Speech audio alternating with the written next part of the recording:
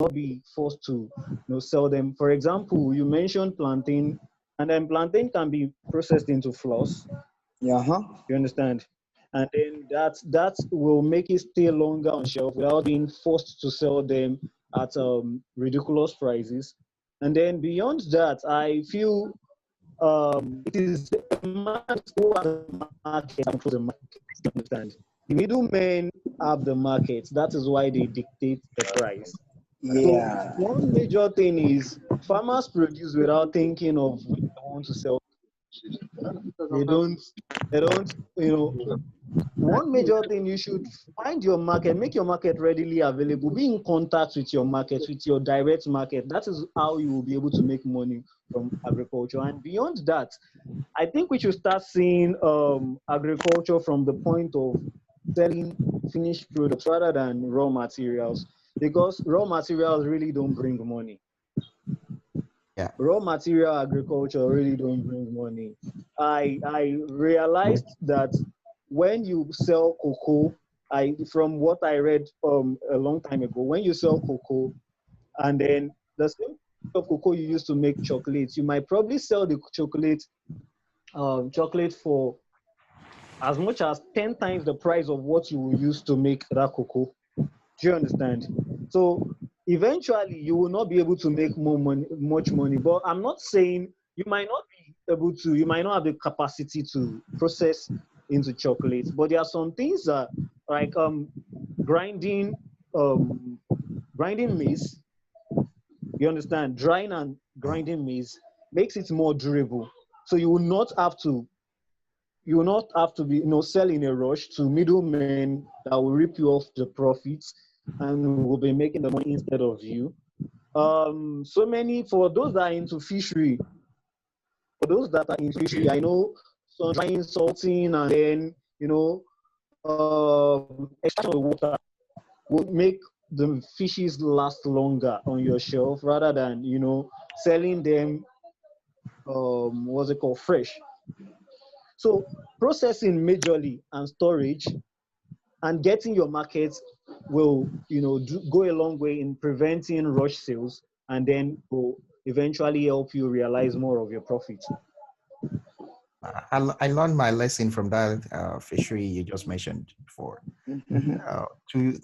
3 years ago, I invested a lot of money into fishery, and the guy, after 6 months of, when you're ready for, you want to get pay, and the outside guy will just come to the farm and he will buy everything, and he's gonna wait for another. So let's say he bought something like 2-3 million naira, he's gonna Mhm. pay you 600,000 naira. Take the fish out of the farm, and after after 1 week, you'll be calling him, where is the money? He can't bring the fish back to the farm, right? So you'll be Mhm. calling, where's the money? Where's the money? So he will pay you 200,000 naira. He's still owing you more than 1 million naira, right? So he's Mhm. gonna wait until the next harvest to pay you.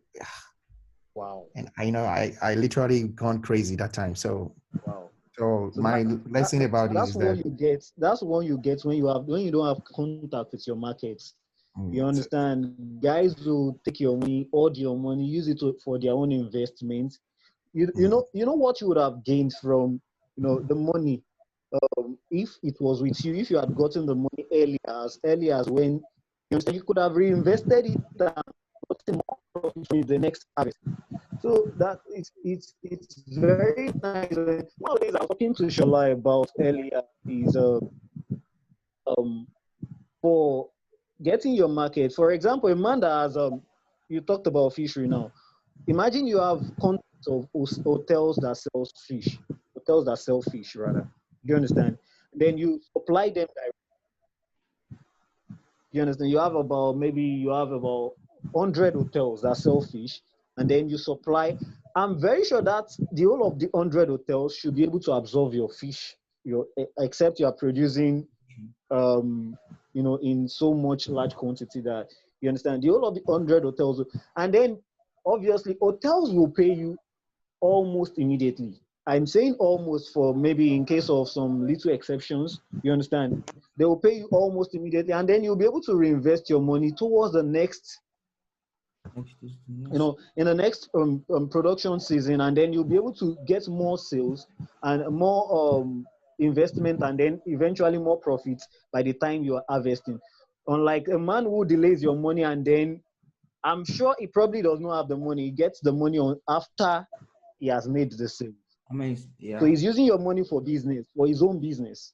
Yeah. And then you are still making the profits. So that is what happens when you don't have your market. I think one major thing in every business is your market first. Your market. Know how to get your market, how to access your market. It is very, very, very easy in Nigeria because there is a market for agriculture in Nigeria. We have the population and there is no food in Nigeria. Let me be the population of people that are into agriculture in Nigeria is the poor place actually. So many people don't practice commercial. It's just a few people or maybe organizations that practice commercial agriculture in Nigeria. So most of what we eat in Nigeria are imported. So if you are producing within Nigeria, you have the market. You have the market. So it's just for you to be able to have the contact with the market, rather than having a man who, and then you are a secondary supplier, let me call it that way, and then that the person will be making all the profits, whereas you are just working for the person. You're not getting anything from your work. Thank you. Sorry, is there anyone into palm oil? Sorry. Hi, good evening, everyone. Yeah. Good evening. Let's hear from someone else. Hello. Okay. I've listened to everybody. My name is Dejia. I'm based in South Africa. I've been farming in Nigeria for the past 8 years. I also have a farm in South Africa. I think it's a very brilliant platform. I've listened to everybody. And I think a lot of things have been said, and I agree with most of them. I saw this group and I just felt, oh, wow, this is good for Nigerian diaspora who are farmers in diaspora Nigeria to come together. So that's why I joined the group. My last comment about what I think is it Shola, the last guy who spoke. Look, I've been farming in Nigeria for 8 years. I've burned my fingers. I also started with Piggery. I see Piggery was discussed. And I actually think I don't agree that there's a big market in Nigeria. We most times are deceived by the population of 200 million. The truth is that out of that 200 million, about 120 or 140 of those are very poor. So they are feeding themselves. You would discover that there are some other farmers in some countries that are just 2 or 3 million people doing very well. So if you need to farm in Nigeria, honestly, from my experience, and if you're in diaspora, I would really suggest that you look at farming what you can export, so that you at least have a control of your market. I had conversation with middlemen, and you just can't do without them. They are the ones killing the market. You need to try and create market, but the best thing is for you to farm in Nigeria, process it, and look for a way that you can export it. For me, that is the only thing that I see that works, especially looking at the rate at which the Naira is falling on a daily basis. If I do fish, and smoke it, export it. It's better for me, for somebody in the US to owe me $100 than for somebody in Nigeria to owe me 100,000 naira. I'm sure if an African store in the US owes me $10,000, there's a higher tendency of me getting the money as compared to a big man in Nigeria owing me 100,000 naira. Yeah, because I mean, the African store, I can sue him. There's a justice. There's so many things. But the Mm-hmm. 100,000 guy in Nigeria might even turn it to a fact. He might turn it. He might even. I might not. I'll go to the police station, and the police also wants to charge me 50,000, 100,000. Yeah, from my own experience, I've been in this country for about 18 years, and 8 years ago, I decided to look into farming in Nigeria. And I used to, at the peak, I used to shuttle every month, go there, back and forth. I've tried my hands on a few, and I've just seen that I think export is the only way out. There are over 40 million Nigerians all over outside Nigeria. That's a huge market. Wow. If you can look into it, just focus on feeding those because they have the buying power. The truth is, a lot of Nigerians in Nigeria don't have the buying power. That's the truth. There are very, very few people who can afford to eat 2, 3 meals a day. Those in diaspora, at least, that they can afford to do. They can still pay a premium for what you are producing if you are able to package it well. Thank you so much. Bye. Yeah. All right, thank you, Mr. Dejia. That's a very good insight, right? The Nigerian population, makes you think about going to farming. I mean, we have, we have hungry population. Let's just put it out there. Who needs food, right? But the problem that we have is that, a lot of those people that need food can't really afford food. So, I mean, like you said, Sharon said, like Mr. Deji said, trying to find your market, it can be a tough one depending on what you produce, right? I've looked at it before, because I always look at Twitter trend, especially tech. For example, I'm always into tech in a conversation because I'm in the industry. Then people bring up Nigeria population, but what is their buying power, right? And I think, from my perspective, though, the export is the ultimate destination, right? All right, but you can start out maybe with a mix of both, right? Try to interact with the local ones, but your final destination is not earning Naira, but earning dollars, right? So that would be the ultimate destination. That's what I'm hoping to do. I don't have any data point to support it. I've not even sold one piece of banana. So, I don't even know tomorrow. How old are they now that you're planting? I mean, Uh, Shola can give you like more details. Like we started in April. yeah, about 8 months. Yes, 8 months. 8 months, right? So So are they like started fruiting or something? Yeah. Sure. They've started. they've started bringing out those little fruits, and you're looking at them in the scam like, this is not what I care about. Just produce banana for me. That's all I care about. But I mean, let's bring up someone else on the call. I know there's Mrs. Gloria. Do you want to chip in? Maybe introduce yourself. What you do, what you plan to do if you're not into agri right now. If not, if you don't want to talk, it's fine. We can, someone else can introduce themselves. Hi, hello. Okay. Hello, welcome. Hello. Hi, my name is Olukayode Johnson. I'm based in the UK. I have a farm in Nigeria. I am a cocoa farmer. Oh. We have been doing this, me and my partners, we've been doing this since 2012 on the cocoa farm. We have roughly about 300 acres of farming on the state, KVSC to be precise. As of yet, we are harvesting, but we are not harvesting in commercial quantities. We've been through a lot, land. For the first 4 years, I'm going to be straight up for everybody. For the first 4 years, I and my partners didn't go to Nigeria. So we were believing what people were telling us, sending us pictures. When we got there, reality dawned. And we found out that half of the farm wasn't planted. Wow. We also understood that to do cocoa farming is a very huge investment. We didn't know our market. We didn't know what it takes. We didn't have the expertise. And listening to all you guys on this forum today, I can see that everybody's making the same mistakes that I made.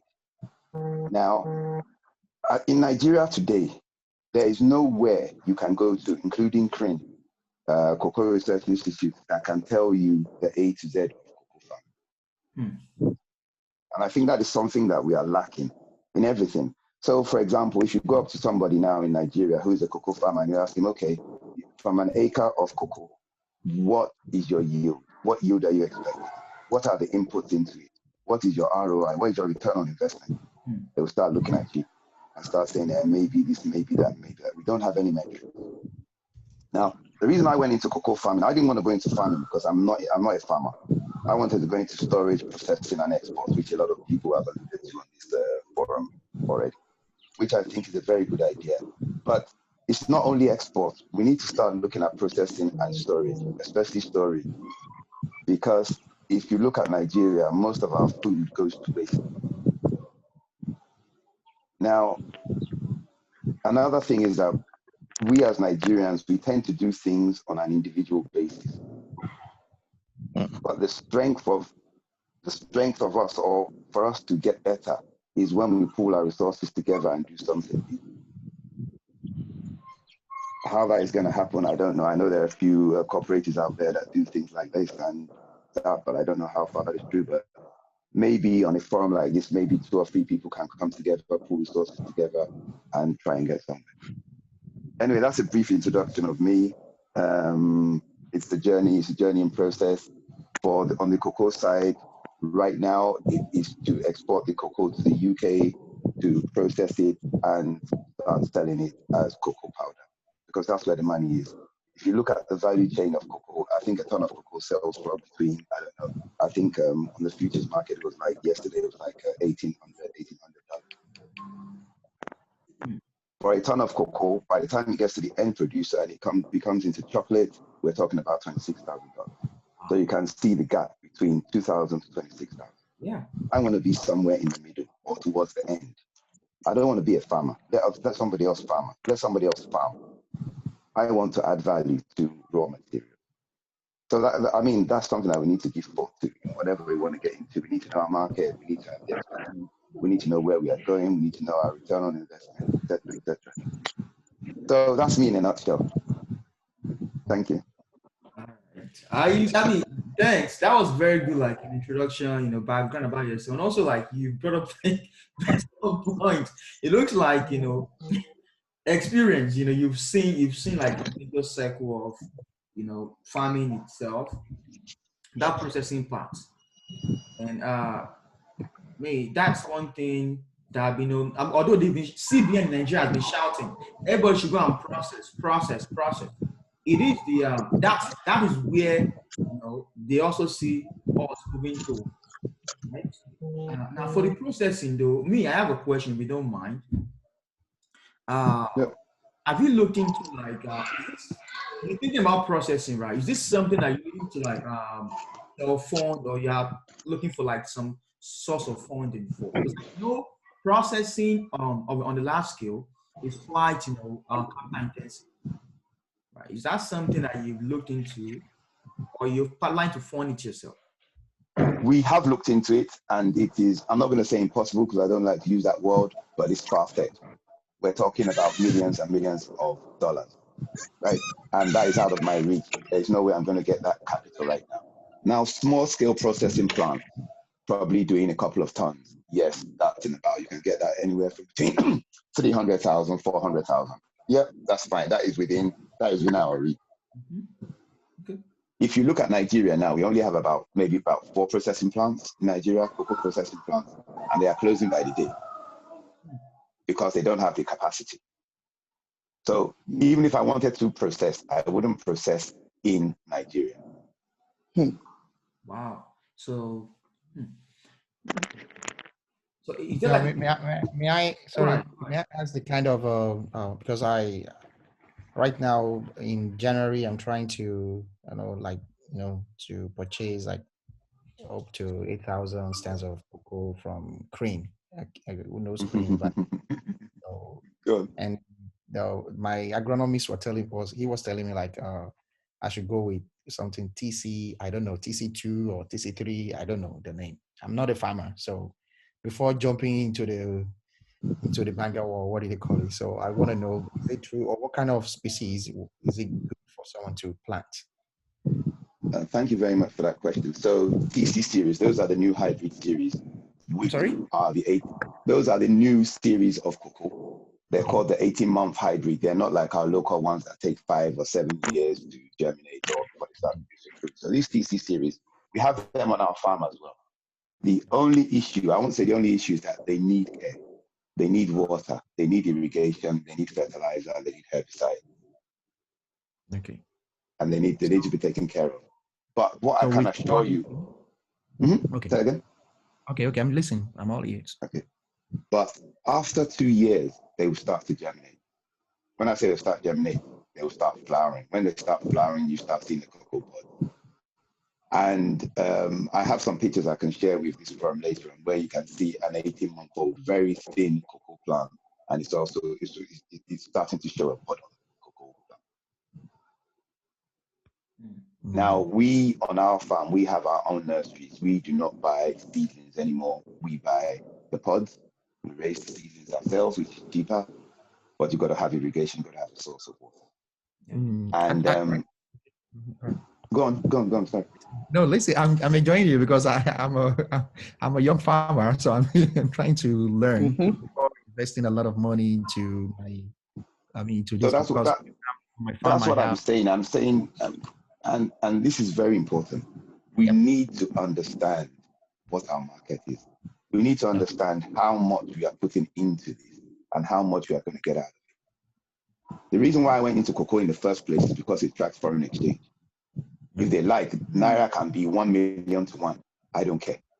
I will still sell a ton of cocoa for the dollar value. Do you understand what I'm saying?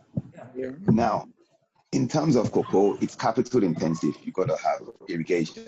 And, to irrigate an acre of land is different from irrigating 300 acres of land. Yeah, I understand. Now, all this drip irrigation, we cannot afford to do drip irrigation on 300. I don't even know. I looked at it when I went to the cocoa conference in 2018. There was this Israeli firm, Neta firm or whatever they're called, and they were saying to do irrigation on an acre of cocoa is $2,000. I was saying, okay, fine. How can I justify that cost? It's not feasible. How much am I earning? How much am I going to get out of an acre of cocoa that I'll do that? So what we are doing is that we're building dams. God so good, there's water source all around the farm. So we are building dams and we are using generator and hose to irrigate our farm. But it's all capital intensive. Are we talking about the fertilizers? Are we talking about the manure? Are we talking about manpower on the farms? It's not easy. And if we are going into farming, we need to understand what are inputs and outputs. I mean, I keep on hammering on this, but it's very important. Maybe if I know what I knew today, I probably wouldn't have gone into cocoa farming. But do we really know what we are getting into? That is a question for all of us. Do we really understand it, or we just want to farm because people say, there's money in farming? Or we have solid metrics based on, okay, if I do A, B, C, I will get X, Y, Z. I wish I could have this information before even going to farming. But I'm already there now. Irrigation almost, almost took my life. Irrigation system. I irrigate 12 acres now, and with that, everything is just output. I've never got even a penny. Just welcome to my world. We've been on this for 8 years. Every day. So I know exactly what you're talking about. We've been on this for 8 years, and every day we are spending money. Yeah. If someone is not really financially capable, it's, especially when you're in a diaspora, something like you have to do 2 Naira in Nigeria, it will be selling 4 Naira for you, and there's no way, and you have to get things done. So you just have to pay. Yeah. So I'm And really another thing, I'm not sure that you can do farming by a proxy. Sorry, I didn't get that.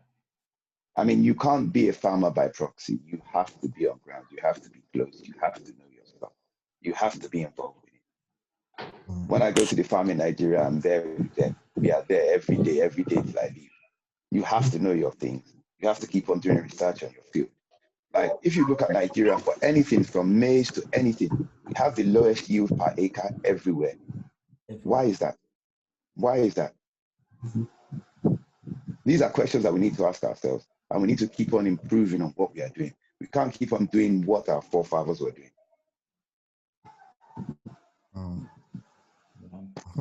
But my question to you is that, right? Now, for your 300 acre, right? Are you just doing strictly cocoa, or you're not doing like cocoa with something else, or just strictly cocoa? So when we started with cocoa and plantain. As you know, plantain is like a shade for cocoa. However, I didn't get anything out of it. We haven't got anything out of that cocoa. So right now, as our cocoa plants are getting old, we are not doing anything. The only thing that we have done is the boundary, all around the boundary of the farm. It is done with palm oil. Okay. So how about the plantains? Yeah? The plantains have gone to voicemail. Oh, they are going smoothly, right? No, I said they've gone to voicemail. Voicemail. We didn't get nothing. We didn't get anything out of the plantain. Why? Over God knows how many plants of plantain. Why? Yeah, everyone want to know why. I can see. Okay, right. So what was happening is that the plantains, they were planted. However, they were not taken care of. The workers there were of the notion that they were just on the cocoa part of it and not on the plantain part of it. Now, during the dry periods, most of the cocoa plants died, and that was prior to irrigation. So every year we kept on replanting. But after some time, I thought, you know what, we can't keep on spending without getting anything back. So we stopped the planting. So the only things that we get out of there is that anytime I go to the farm, I come back with about 4 or 5 bunches of plantain, and that's it. And the workers eat the plantain, that's it. So let's say if you have had irrigation system on the farm, would you be saying the same thing now, or is there any? What do you think? If I wanted to do it all over again, of course, I would start with irrigation, and I would ensure that plantain is also a source of income. When I said I wouldn't be, I want to put more emphasis on cocoa. I'll put emphasis on everything, and I would mandate the workers to understand that look, the plantain is important as the cocoa is. But all this is in hindsight. It's all in hindsight. Yeah. But I hope forums like this will bring up all these issues to the forefront so that people, especially people in diaspora who want to get into farming, they understand all these. And if they're not prepared, they shouldn't go into it until they're prepared. Yeah. Thank you very much. Thank you. Hi, OJ. Yeah, hello. Wow, I absolutely agree with you. I think we share a lot of things in common, and all the questions you've asked are also questions that I also believe needs to be answered. A lot of us, government has deceived us into agriculture. We think that's the way to go, and so on and so forth. However, it's completely different. I like your question is can you actually farm in proxy? If you look at even most of the white farmers, you only find them on their farms. A white guy told me that if you need to farm goats and sheep, you and your goats and sheep, you need to see each other eye to eye 3 times a day. But sometimes a lot of us in diaspora, we just think, what is there? We get deceived by friends and families who just say send money we'll do this, they'll do you a video and blah, blah, blah. It's agriculture is actually more complex than that. Secondly, Nigeria is a country that punishes is when you're an hello, am I here? Yeah, we can hear you now. In other countries, when you're an entrepreneur, you are given incentives, you are motivated. I tell a lot of people that agriculture is like sports. It's like you're an athlete and you need to go for an Olympic. There has to be a stadium for you to prepare. There has to be this and so on and so forth. And sadly, an athlete would not be able to afford all that. It's only after you win the Olympics, then you are probably being able to win money. In Nigeria, is the other way around. You farm, government wants to tax you, and so on and so forth. And there's a little that we really can do if we're not getting government support in agriculture in Nigeria. And for me, that's why I've narrowed it down to only farming things that I can export. I started Moringa in 2012, and I used to process my Moringa in Nigeria. And I just discovered it was just a hell of a problem, from NAFDAC to this for your facility and so on and so forth. And I decided to move my processing to South Africa. And it cost me far more less to package and process here. So basically all I do in Nigeria is just to grow it. And then I do the packaging here. And today I have 23 products from Moringa.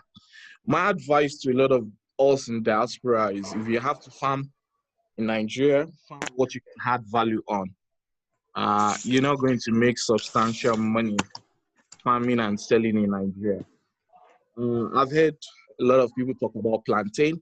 I think if you're doing plantain, plan to process it. There's plantain flour everywhere. Just make it into plantain flour. Don't bother yourself with mile 12 markets. Just package it, send them to dry it, ship it to you wherever you are, and look for an African store and process it. I'm in South Africa. Do you believe that the plantain we eat in this country comes all the way from Ecuador? Yet, Ecuador, that is South America, which is maybe about almost 20,000. That's a distance. I think we lost me. I think we lost him a little bit. Yeah. To add it up with what he just said now, so I'm also trying to keep onto that. Like I want to buy those processing thing. I don't want to sell because of my experience. Well, the one I had with chicken, turkey, fish. So I had all those kind of experience. Like people will just come to the farm and just get it up, and they just. So I just want to like process the plantain, make it powder, put my whatever onto it. So and then I can even you can still sell some in Nigeria as it is, and you can if you want to export or something, or you can add value to it or something. But I would never do this. I would never make this mistake again. Like asking someone to come to the farm and they will be giving you money in the form of 600 naira, 800 naira, all those things. Never happened. I've learned my lesson about this thing. Hello, I think we lost Mr. Didnt, right? Is he back online? Yeah, I'm back. I just saw. So, look, to be honest, export is the only way. If I share my experience on how I took a loan to set up my farm about 8 years ago, and I took a loan in South Africa. I changed my money at 160 naira to $1, and I made money from Nigeria. I think my story is slightly different. I started with Piggery. And what I started with was I was getting cements from South Africa, and I was going to cross my pigs in Nigeria. So I had a different line um, of pigs in Nigeria, and I sold almost all over Nigeria. Port Harcourt, Jos. I was selling winners. I made money. But when the Naira crashed, it moved from 160 to about 350. Before, when I make $1,000,000, I change it, I get about $6,000, and then I fly out. That 1,000,000 Naira suddenly became 3,000, and now it's just about 2,000. That already just killed what's the piggery for me.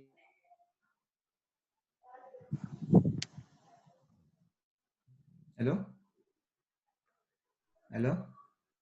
In and compete with the guys, the rural guy who is there.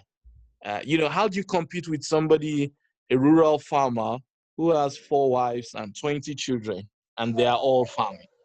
How do you probably, Yes, ma'am. you, You're right. you only have 2 kids. And so the truth is, those are the people who are farming there. Competing with them, I think it's just, you're being unfair, because a lot of them don't even know what their cost is. They are just trying to survive. So who is in diaspora, other places you can sell your stuff to. Go to almost most African markets, African stores in the UK, in the US. Where are all the products coming from? Ghana, Sierra Leone. Why are we? It's kind of like cutting in and out.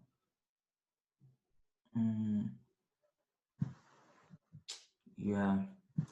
I think maybe we need to set up a committee to look into, like, to really talk about product sales. Or I'm thinking that we should have like a knowledge board. Okay. The knowledge is there. We've seen how other people do it. I like what OJ said. Where do you get statistics? How many whatever per acre can you get? Nobody can give you those numbers in Nigeria. They can't. I just left Lagos. I love you. You're really like cutting out real bad, so we couldn't hear like most of the conversation. Yeah, we can't really hear anything right now. I learned a lot today. Yeah. So yeah. So yeah. Farming is science. Nigeria is extra science. So what he got 1.2 tons on his 12 hectares, that guy would have gotten. Look, let me inform you now.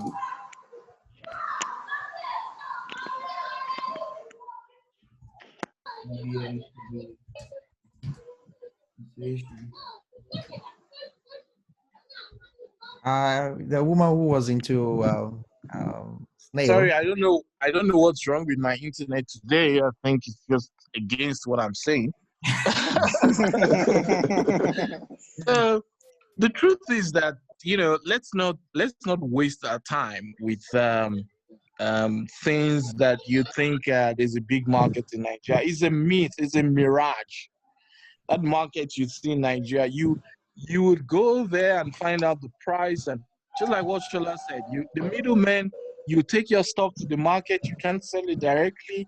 You have to sell it to somebody who doesn't understand. And that's the way the system is. I think export is what we should look at and see how we can work together. I'm all for that. Thank you. Yeah. Thank you. So everybody, write your business plan. Export. Dollar bill. Dollar bill.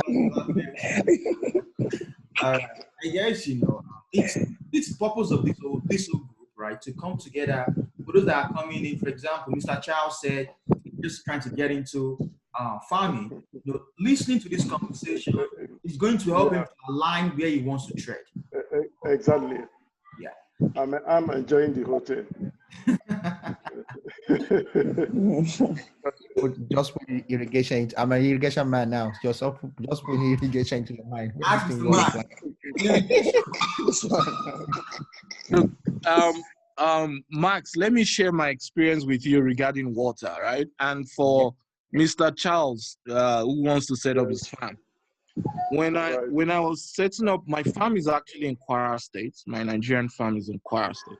When I was setting up my farm, they were like, look, there's water and blah, blah, blah. Just do a borehole. I did a borehole, and suddenly my yield was just about 400 liters per day. So at the peak, when I had my peaks, I was buying water of 20,000 Naira every week just for my pigs. I mean, if you are into piggery before, you will know that you never break even. After that, I then had to buy another farm. This time around, I bought my farm next to the river. And for my advice is for anybody who wants to farm, please don't say because this is my local government or the people here are friendly. Please go and look for where there is water. When I talk about water, I'm talking about unlimited water. Go and look for where there's water and ensure that you buy your farm next to it so that you have access to unlimited water. Some boreholes might not be good enough. The cost of pumping out of that borehole might also kill you, except you're looking at maybe solar systems and all that. But for me, next to the water is the best advice I can give anybody who wants to set up. Because we've already seen with climate change, forget it. Farming now, you're better off with 1 hectare with irrigation than 100 hectares without irrigation. Irrigation. Yeah. Thank you. Yeah. Thank you. Yeah. Farming is no more for I was told by some people, some farmers who farms near my farm, they were like, "Oh, this guy, I think the owner of this farm he's not from Nigeria because they've seen you laying pipes on the, I mean, like it's just to them it's just like you're wasting money. It's just like you're wasting money. Like, wow, you have this money to waste. Laying pipe and all those things. Because it requires a lot of money and not really rampant in Nigeria. We don't see it around. Yeah, so sometimes I feel so guilty somehow. So it requires a lot of money. And speaking of the water you mentioned, when they were digging the borehole, I was told those things, measurement or something, the meters. It was like maybe 100 meters, but I told them to put 50 more, so they have excess water. And the guy told me that it's kind of this is like commercial or something. I don't know. So I just told them, industrial water. Thank you, industrial. Yes. So I told them to put 50 more. So I have 2 on the farm now. So so perfect. One, and the size is not really big, it's 12 acres. So I put 1 at the top and 1 at the middle. So one we serve one, and I don't put any animal out there because I just want the water to be able to cover all the area. So instead of like, I don't believe in, when it comes to like water things and there's river here, we never know what might happen during the dry season. So that's why I asked them to put 50 more. So we have 150. So they have excess water. Even the second one, when they were digging it, they had water when it was like 60. But I told the guy, no, just go into 150. Go deeper. Deeper, yeah. So they have excess water there. So it takes a lot of money. Yeah, sure, because they charge you per meter. So what I think you should then look into now is to so at the moment, what are you using to pump? A generator or what? All this is like, a lost cause to me. It was really over my head. When they were doing it, they said there's submersive pump or something. Yeah. And I didn't even know the meaning of what they were talking about. Submersive surface pump, submersive pump. Yeah. So I bought one. So that one, I didn't know that one is gonna be inside or something. Yep. And after that one, the guy who I bought irrigation told me like I need another pump Yep. that we put from the tank to the farm. So Yeah. that one also, so I bought like maybe two horsepower or 2 something. horsepower. Yeah. Yeah. 2 horsepower. So 2 Okay. horsepower. So, and that one is the one that's run around the farm. So I was told also like the irrigation has like if I want to plant only cocoa or only banana, it will be like 3 meter by 3 meter one. But the one I bought, the water is just straight. So Okay. I forgot the name anyhow. So Huh. so I can put more things into the plant or something. So yeah. what you they need to look into is also to look into a solar pump, so as to lower your cost of pumping water. Because I mean, if you're running diesel or petrol, it's only if you have electricity there. Otherwise, the cost of pumping, will eat a lot into your profits. Every week now, I started this week. Last week, sorry, rather. I spent like 5,000 Naira in a week, and sometimes like 3,000 Naira in a week. So To it's pump not really, water. No, to buy fuel into the system. And they pump every day. So they don't pump every day. So they don't use it every day. Okay. They use it like maybe 2 times or 3 times a week for now. Okay. Okay, Yeah, that's decent. Some days ago. Okay. So can I ask you a question, please? Can I ask you a question? You're a plantain and maize farmer, is that correct? I wanted to go into to what is it called? Maize. But like what you said, is that Mr. OJ? Like what you said before, yes. The guy didn't focus on what is it called? Maize. He was just basically focused on plantain. So he just focused on plantain. And so those corn wasn't really they just planted everywhere, scattered the farm. Okay. Found that Do we have any maize farmers on this forum? Do we have any maize farmers? I just want to ask you a quick question.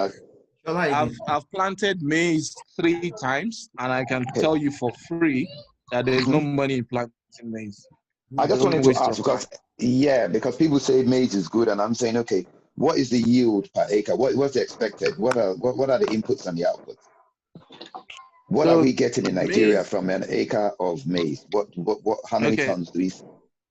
All right, so in Nigeria, the best you can, if you do manual planting, depending on the rain, the best you can get is about 1.2 tons.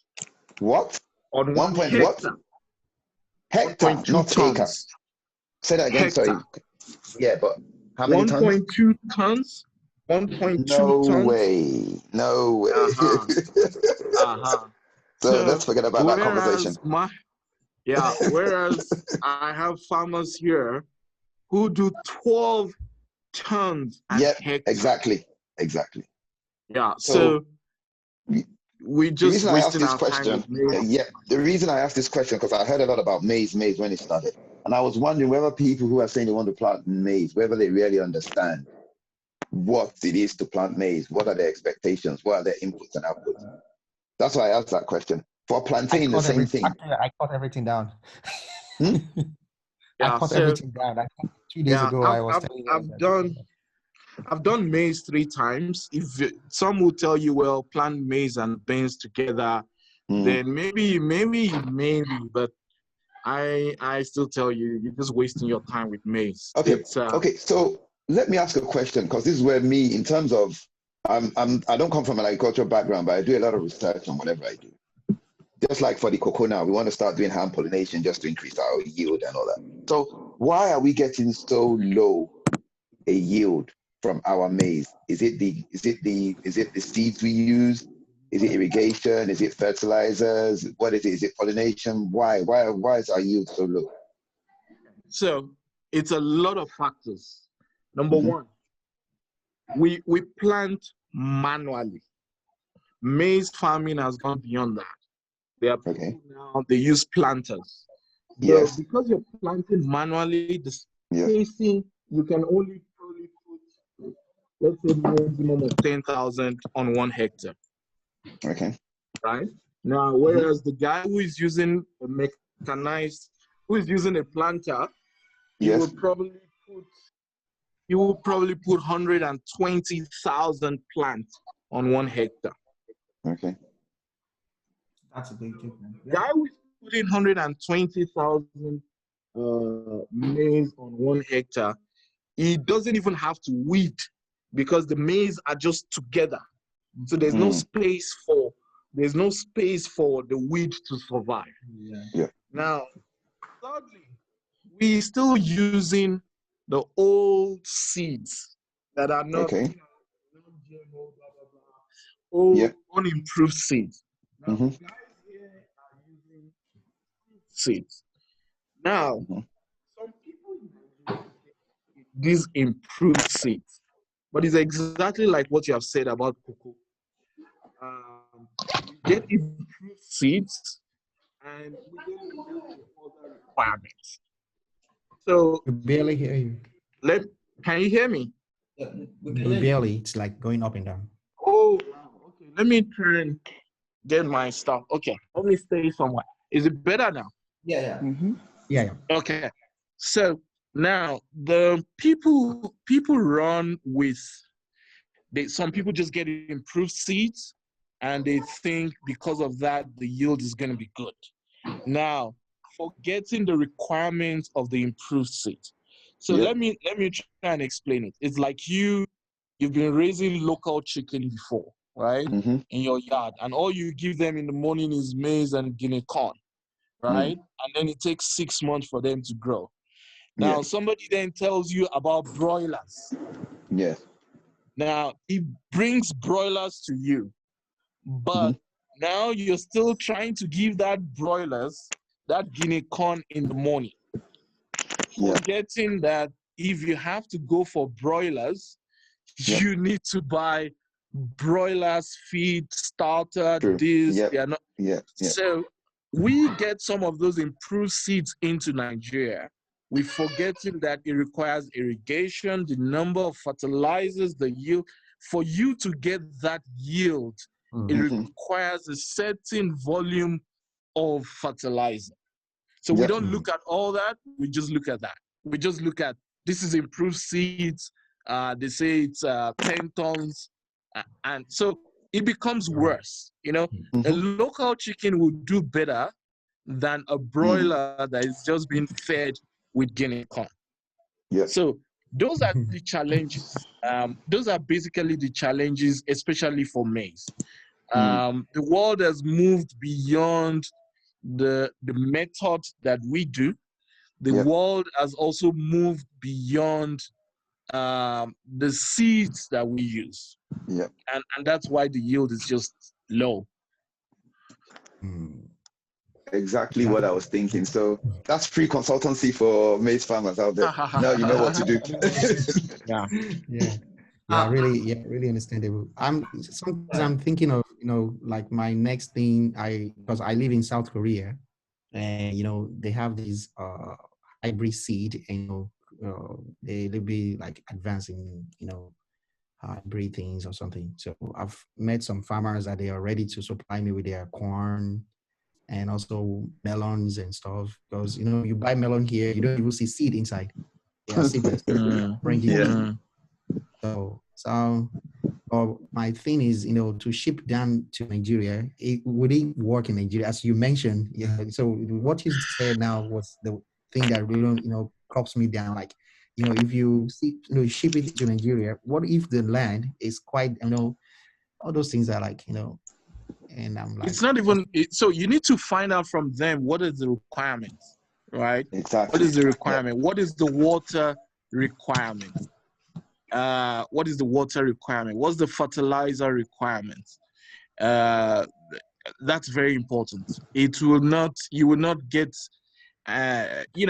what is the temperature? What do you have to put a shaded net, where, and so on and so forth.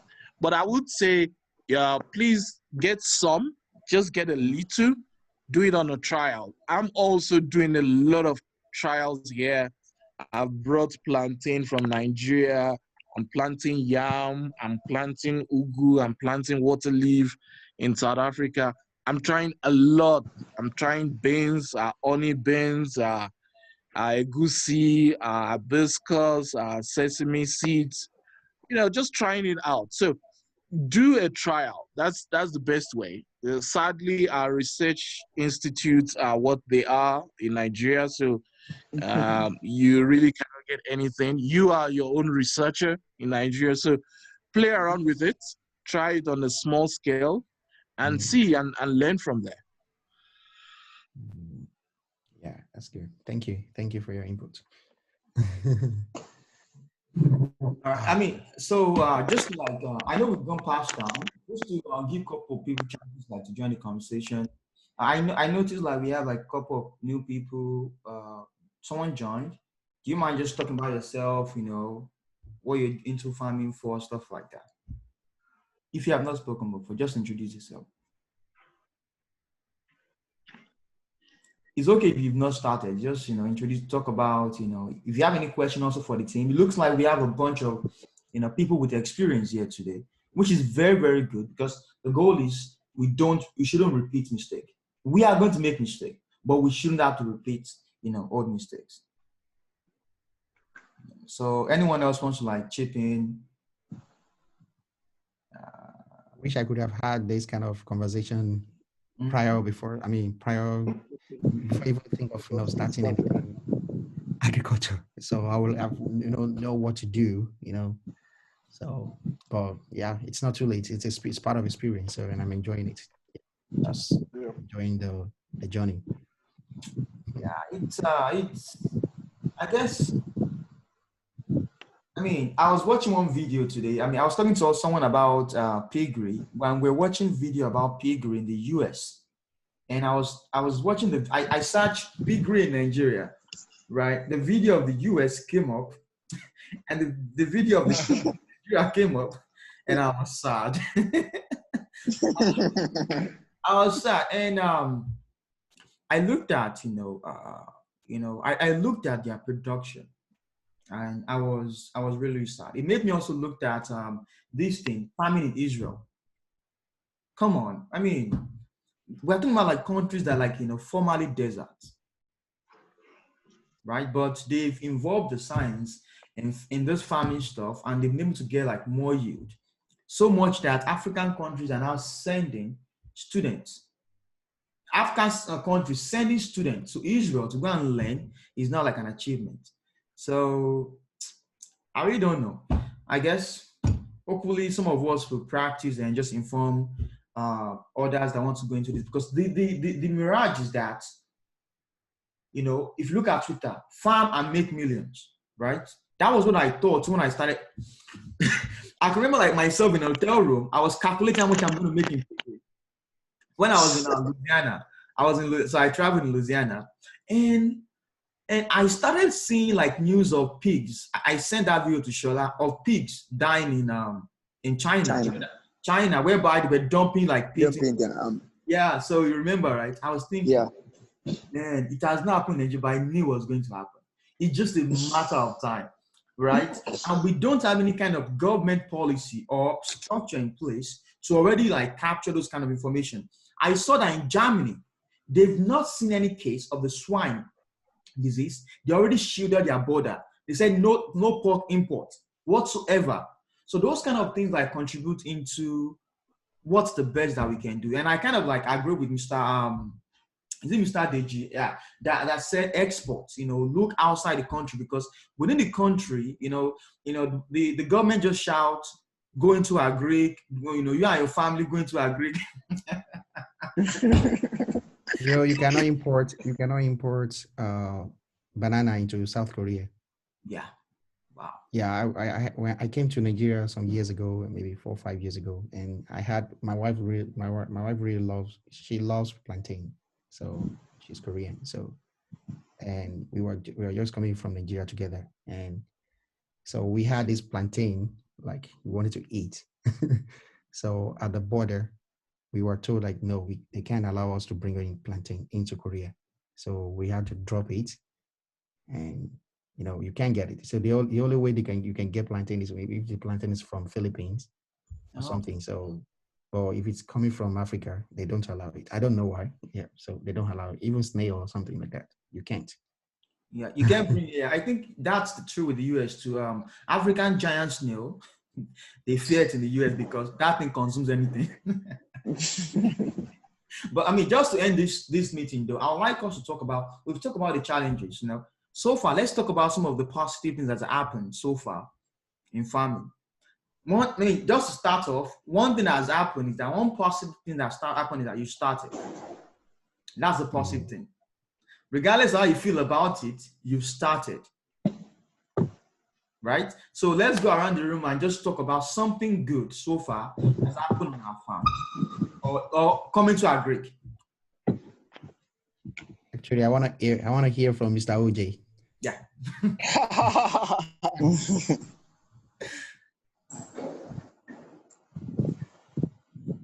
I think he's on mute.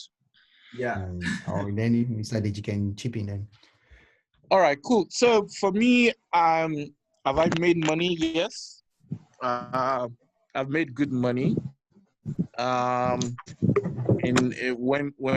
I was actively in Piggery, if you go on Nairaland and you search dejia, I think I've written over 200 posts on Piggery on Nairaland. Only on Nairaland, I've sold over 600 pigs. And I made money. I was selling them for good prices then. I've made decent money. And except from money, yeah, there's a fulfillment if you have passion in agriculture. There's a fulfillment you get when especially when you're in diaspora, you probably left your plant when it was small, and you came back after 3 months, you see they've grown. There's just a fulfillment that goes with that.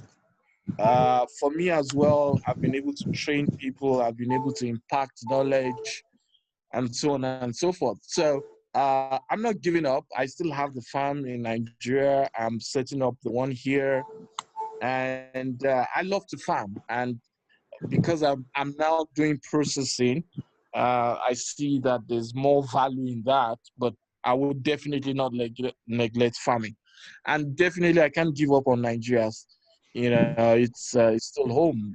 We still don't have a choice. There's a reason why God made us there, So yeah, a lot of positives, a lot of challenges, but we're still there. We're still hanging in there. We did it. We did We did, yeah. We did, yeah. All right. Just like someone else, come in. Mr. Max, you can go. To me, right now, nothing. It's just outgoing, not incoming. It's just like you're going, outgoing calls, but you never even, like incoming calls. Yeah. Well, I like the journey because it divert my attention from one thing to another. So, and I've been learning a lot of, stuff from agriculture, and, the way our fathers, when we were in Nigeria, the way they were, farming is quite different from the way we are doing it. Even though we can't get it right at the first, but I know things will improve. So having this kind of forum is the only thing I think like I benefited. So, and I'm just gonna wait until things happen. So I'm not going into agriculture to get rich quickly. So it's just something I just have a little bit passion for. So I'm just gonna wait until everything's gonna work well. We've been promising, like, when you go into banana in 6-7 months, you'll be cashing all those things. And cocoa, when you go into cocoa also within 2 years, wow, you'll be getting millions. Yeah, but I don't buy those things. So I'll just wait. That's it for now. That good. I mean, I think, any new person that we have in this group, we should have that, motto. Say, you won't be rich immediately, but along the line, you might be. Because people need to understand that, because all these new people that want to sell things to them, right? I fell into the same fallacy of, once I do, I'm on numbers. Bro, Nigeria will disgrace you. Yeah, Nigeria will. So, talking about positives, there's been a lot of positives for me. I mean, number one, the experience, the knowledge that I have now, without farming, without actually doing anything, I wouldn't have got it. There's a lot of positivity. Have I made money from farming right now? No. Will I make money from farming? Definitely. I mean, in the UK alone, the Nigerian food industry in the UK alone, it's multi-million pound industry. And I'm sure in South Africa, in the US, everywhere all over the world, there's a lot of money to be made, but it's not a get rich quick scheme, right? It's a marathon, not a sprint. And please, we have to know our metrics.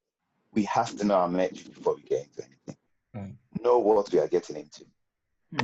So those are the positives for me. So when somebody comes up to me and he says, "Oh, I'm doing farming, I'm in Nigeria, I'm doing farming," I say, "Okay, what are you into?" He says, "Into maize." I say, "Okay, what's your yield per acre?" And they start looking at me. That's the first question I always ask people. If you don't know your yield per acre, then why are you going into farming? You don't even know what you are doing. You understand? So those are the positives. It made me understand that farming, number one, is a science. Number two, is a business. You have to know your market. You have to know everything about it. You have to keep on researching. There's a lot of things, like as we said, in the United States or in some other countries, they are getting, God knows, maybe 50 tons per hectare from maize. Nigeria, we are still struggling with 2 or 3. So for me, those are the positives. Those are the positives for me. Knowledge, information, experience. I wouldn't say this is not, farming is not negative, it's positive, but you have to go in informed. So please, everybody, don't come out of this Zoom meeting and say, "No, you're not doing farming again." No, just go in as an informed, with informed knowledge. Yeah, it's better to know these positive and negative things, so before dwelling into it. So it's really good. All right. Okay. I think go ahead, Silas. Good morning, everyone. So I'm sorry I joined late. I just woke up and I was like, "Oh man." What is next? Late to you. All right, go ahead. Which country are you waking up by this time? I'm in the US, but I'm 2 hours behind Eastern time. Oh no, 2 hours behind Texas time. So Tunde didn't think of people like us when he scheduled the meeting. Sorry. Go ahead. So it seems like I missed a big chunk of the meeting because when I joined, I was hearing Max Kamso talk about maybe some of the mistakes that he made and stuff. So it seems like it was referring to some of the things you guys talked about earlier. So this is my question, right? So I'm interested in agriculture. I want to go into agriculture. Is it possible to fully account for all the problems you might come across before you get started? Or there are some mistakes you're not gonna you only learn by making them?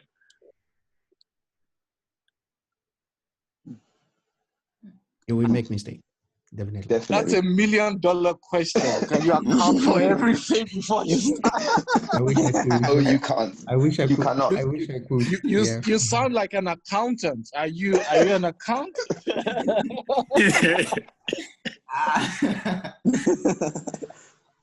No, I'm not.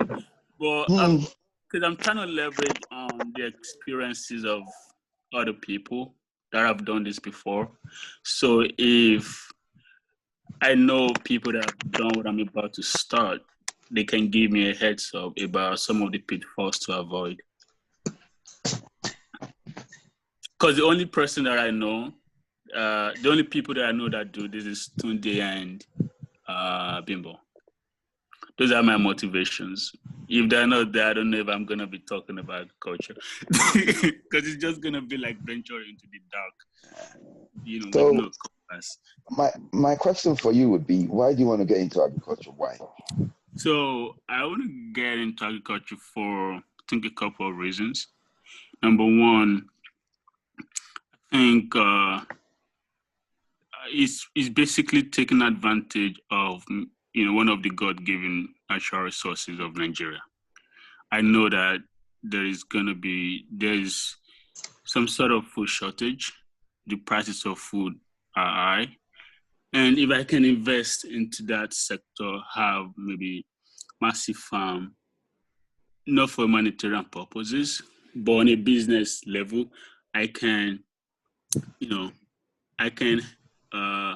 do my best to participate in the food market, at the same time make money. That's number one. Number two is, if it turns out, to be lucrative, it's going to be like a passive income. Since I don't have to go there to, personally monitor what is going on, I can be here and just be sending cash, and then I'm getting a lot in the process. You know what I'm saying? We know what you're saying. I say, you know what I'm saying? We know what. Even with your accent, you pay double more than us. I think I'll let Deji answer that too. No. I think I'll let So we just say, Deji this is American answer what. Deji, please go ahead and answer. OJ, I think I should let you wet the ground first. Look, Silas, I'm going to be honest with you. I'm going to be honest with you, right? And look, I'm not a consultant. I'm willing to assist anybody. I don't want anybody to pay the school fees that I've paid before, because, we are all in diaspora. We work for every single cent that we have. Yep. Okay. Now, you think food is expensive? That's not true. I tell people food is so cheap, especially in Nigeria. I tell people when you buy food, after you pay the farmer or whoever, you need to pray for that farmer, because most times he has either sold it at a loss to you. So if you think food is expensive, no, it's not. The cost of production is so high. A lot of farmers are selling things less than what it costs them.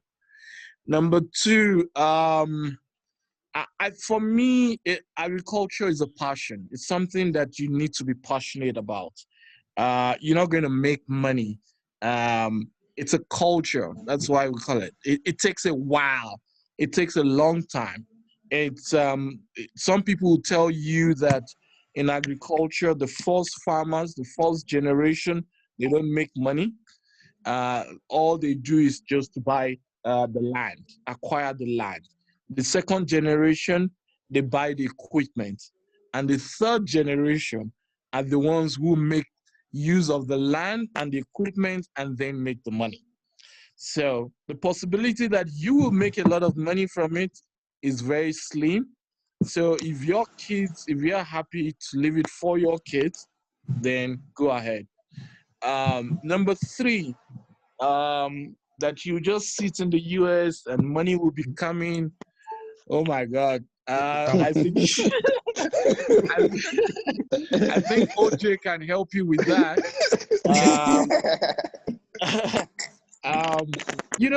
And you see, I also tell a lot of people, we are in a developed country. Why do we expect to make money from the capital of poverty? Why do we expect to make money from a country where 70-80% of the people are living below $1 a day?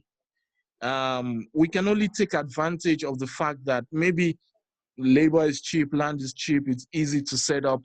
But for you to make, I more or less have lost I've lost interest in trying to make Naira. It doesn't make sense. I don't know if you check the exchange rate on a daily basis, So if you're looking at something you can do and make Forex, yes, maybe. And then from what you've spoken about, I'm not too sure maybe agriculture is your thing, maybe you should look at agro processing. You sound like a techie guy who doesn't want to get his hands dirty, who doesn't have time for Nigeria. You just want to look at numbers and look at your account balance. So maybe you look at along the value chain. If you don't have passion for agriculture, if you cannot get on that field, walk that land from the beginning to the end, check the crops, be able to go there from morning to evening, don't plant. Just, I don't know. I'm sure OJ will say it better. It's, but that's my own suggestion. Yeah, I think you said it all. I mean, in a nutshell, that's what it is. I mean, you have to be ready for it, and you can't farm if you're in America. Or I think you're in America, judging by your accent. You can't farm sitting down in America and expect somebody to do all the hard work for you. You invest all your money and you won't get anything. You won't get anything from it. Ask other people on the forum who have tried it. I have done it myself. I got badly burned for the first 4 years. I was just sending money to Nigeria. I didn't even go there. When I got there, what I saw on ground was totally different to what I expected. Please, if that is how you want to run this farming business, please don't get into it. That would be my advice to you.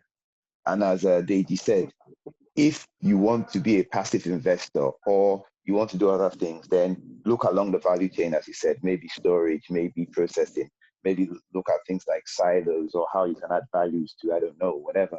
If it's setting up meals, plantain meals, maize meals, processing plants, etc., etc. Start looking at stuff like that.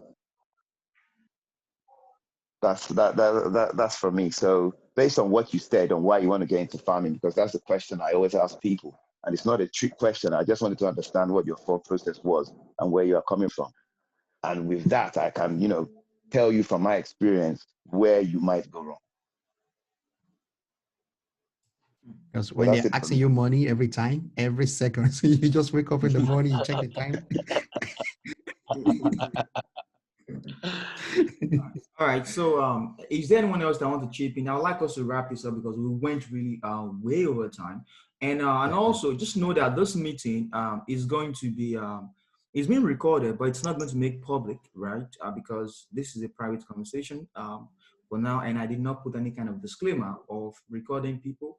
But if you need to view this, if any member of this team needs to, go over this again, I can make this, available to you, right? This is just like capture, information, knowledge that's been put out, and also I'm capturing notes from each person on, things that they talked about, their focal points that they talked about. I'm going to put that as part of the video. So if you need to have access to this, I'm going to make that available, right? So anyone else wants to talk about, have question, talk about something positive. Me, so far, I have nothing positive so far. Well, I have something positive. Like I started, and also farming taught me something, patience, right? It taught me patience, that power is very big to me.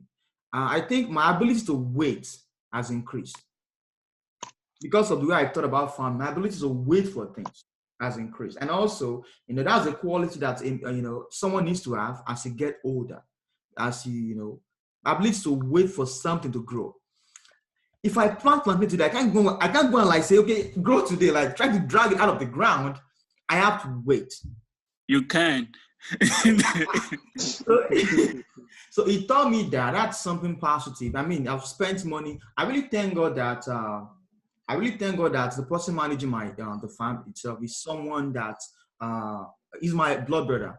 I mean, so far I haven't found any fishy stuff, and it's been very, very forthcoming with me.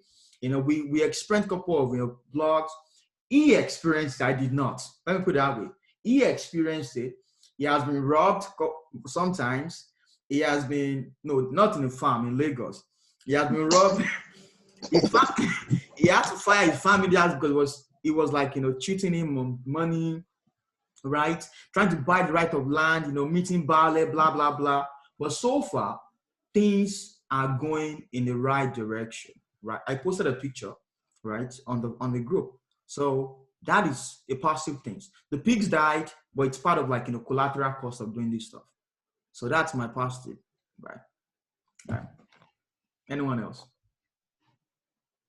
Yeah, I have a question. Okay. Yeah, go ahead. Okay. So are these expenses in Nigeria tax right off here? Are they what? I didn't get it. Are they? So like those collateral losses, right? Can you write them off on taxes here? I can't say. That's yeah. So that's if Silas, that's if you're claiming the business over here. So you might want to talk to a CPA about filing taxes and all those kind of stuff before you. So you have to claim it in order for you have to file it in your tax in order to claim it. So if you're not filing it, then you can't claim it. But this is the thing. You want to know if he's going to favor you. So that's why you have to talk to a CPA. I remember when you file with the U.S. government, you cannot unfile. Right? Because talk to just basically, guys, just talk to a tax accountant, right, before you go ahead, because you have to register the business first. Things like that, for you to report like foreign income, stuff like that. You need to talk insurance. You need to talk to them. I say, don't take our advice as a source of truth. Talk to a tax accountant, both in Nigeria and the US, right? Our advice, talk to an accountant when you're making money. All right. Anyone else? Yeah, we have to talk about maybe later. Maybe later next meeting we can talk about insurance. It's already 2 a.m. here. Okay, yeah. So, I really want to wrap this up. Anyone else? So let's talk about insurance next time. Yeah. Yeah. I think I'll be closing this. I really appreciate everyone for joining. Everyone that those that I just the goal is for us to grow ourselves, and I see that I learned a lot of things today, like a lot of things of let me say those that came before me. Right, so it's very good, and also today's conversation kind of pinned on the fact that try to earn your money in dollars. All right, it's something I'll start thinking about. I'm very sure people on the group also should start looking into that. How do you earn your currency in dollar, right? And to earn your currency in dollar, it involves going through a couple of chains, improving your product, processing, stuff like that. Yeah, that's all I have to say. Anybody want to say something else? Yeah, please. I would like to see the notes because I missed a lot of things before I joined. No, I get back from you later.